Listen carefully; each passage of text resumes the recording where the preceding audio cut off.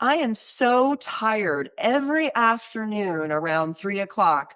How can I get my energy up? I usually drink coffee or have a soda or get some candy, but then I have a really bad slump after that. What should I do? Let's talk about that today. You have joined us for the next in our Chinese clock series, video series, and we have done everything from 3 a.m. to 7 a.m., 7 a.m. to 11 a.m., 11 a.m. to 3 p.m. And now we are on to 3 p.m. to 7 p.m., the afternoon.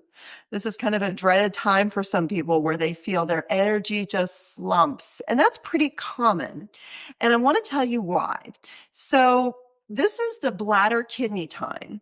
3 p.m. to 5 p.m. is the bladder time. 5 p.m. to 7 p.m. is the kidney time. It's right here on our clock, on our Chinese clock. And so let me go like that. So 3 p.m. to 7 p.m., bladder time, kidney time. This is the time of the water element. And the water element is very much about our reserves of energy and how much energy we actually have. And the bladder is considered to be the great container of energy, literally holds things in, as well as the kidney is considered to be the great generator of energy of the body. So these are really important for our health. And if you tend to be somebody who tends to get an energy slump around 3 p.m. to 7 p.m., which again, you will not be alone in that, that's when you're going to want to reach for none other than water. Basic and true water.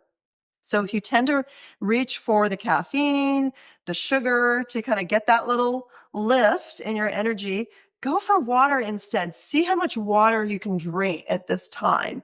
This will really support you rather than just giving you an upper and then a sharp downer on the other end of it. So this is a very, kind of just a practical time of if the energy tends to be low, take some water. Another option is take a nap. Take some time to rest. Rest your body, rest your mind.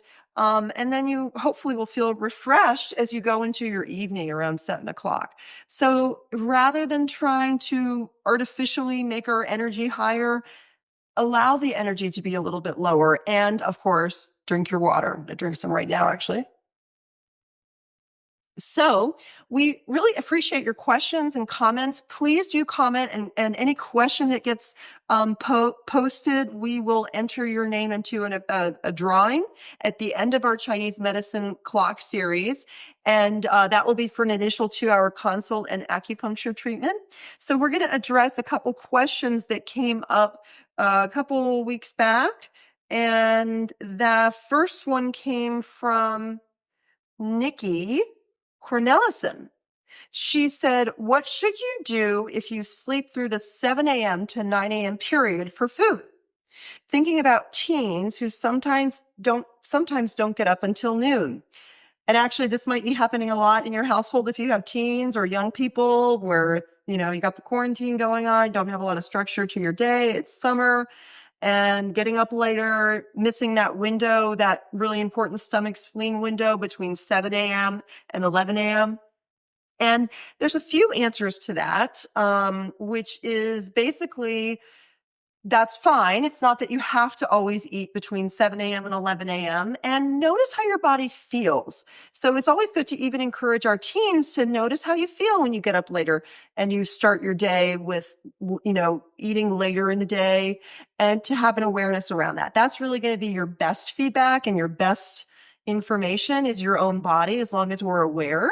The other thing is make sure to experiment with getting up a little bit earlier and seeing how you feel when you do try the suggested time to eat, which is between 7 and 11 a.m., and then see how your body feels with that. So the whole concept behind giving these time frames is to really create more awareness.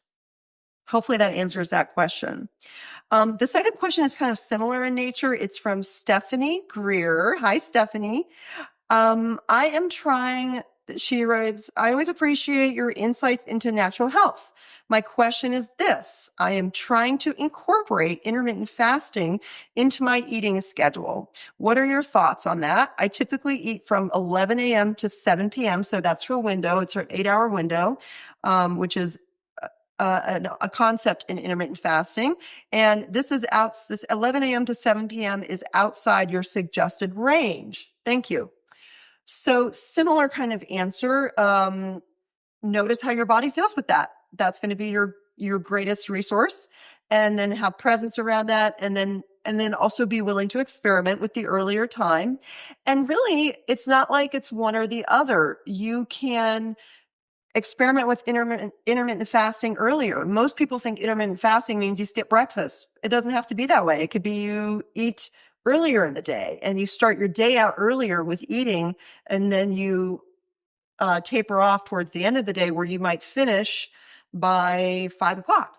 So it all depends on your life, your lifestyle, your family's rhythms, and your home life, and how that all fits into that and your meals. So you'll have to decide what works the best. But again, these are all experimentations and awareness producers. So how we can become more body aware, more mind aware, and see what really resonates for us over time.